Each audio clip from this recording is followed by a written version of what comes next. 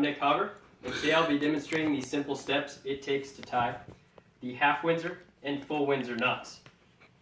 In today's day and age, most younger generations don't know how to tie a tie, although situations where you still need to know how to tie a tie for men are constantly occurring, and this has created a bit of a problem in society. Being able to tie a tie, being able to tie multiple simple knots can help you with almost any professional look. I've known how to tie the half Windsor and the full Windsor knots since I was in 8th grade.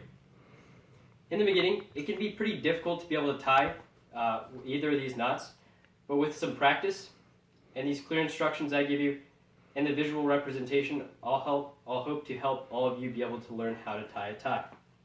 With the remaining time, I'll be attempting to show you all how to tie the half Windsor and full Windsor knots. So let's start with the half Windsor knot. For this knot, you want to start with the wider end of the tie, about 10 inches lower than the narrow end of the tie. And your first step is going to be crossing this wider end over the narrow end. Then you want to take this wider end underneath the narrow end so the back side of the tie is facing outwards. Now you want to take this wider end in between the loop between the collar and the tie, then pull it tight like that. Now you're going to take this wider end, bring it over the top of the narrow end like this, so that the face of the tie is facing outwards. Next, you'll take this wider end, bring it up and through the loop underneath, so the tie will be facing straight upwards. And then you want to take the wider end and bring it through the face of the knot, which you then created. Pull it tight.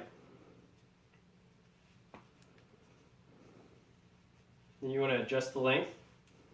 Make sure it's centered on your collar. And that is how you tie the half Windsor knot. Next, we'll move on to the full Windsor knot. If you're just starting out with the tie and this is your first time, I'd suggest you go with the half Windsor knot, because the full Windsor knot is a little bit more complicated, and also the half Windsor does use some of the same steps as the full Windsor, so we'll give you a little bit of a better idea of how to make the full Windsor if you've done the half Windsor. For this one, we're going to start with the wide side of the tie about 14 inches lower than the narrow end. You want to cross it over, just like the first step of the other tie. You want to take this wide end and bring it in between the collar and the tie. You want to tighten it like that.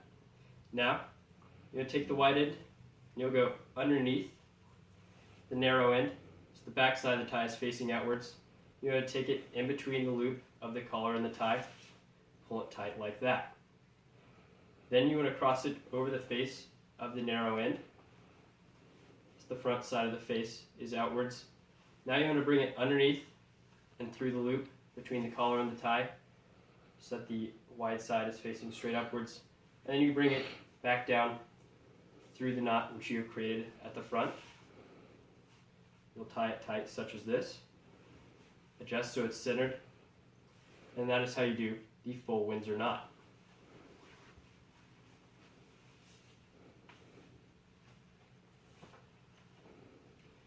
There are lots of different necktie knots out there available for you today. Today I've shown you two of these simpler steps and these simpler knots which you can use for almost any situation. By using these steps, I hope that you will all be able to tie a tie of your own with a little bit of practice and a couple of attempts. And as I said in the introduction, the number of young adults not knowing how to tie a tie has become almost alarming. And with this information, I hope that you could all tie a tie on your own. Thank you all for watching my speech.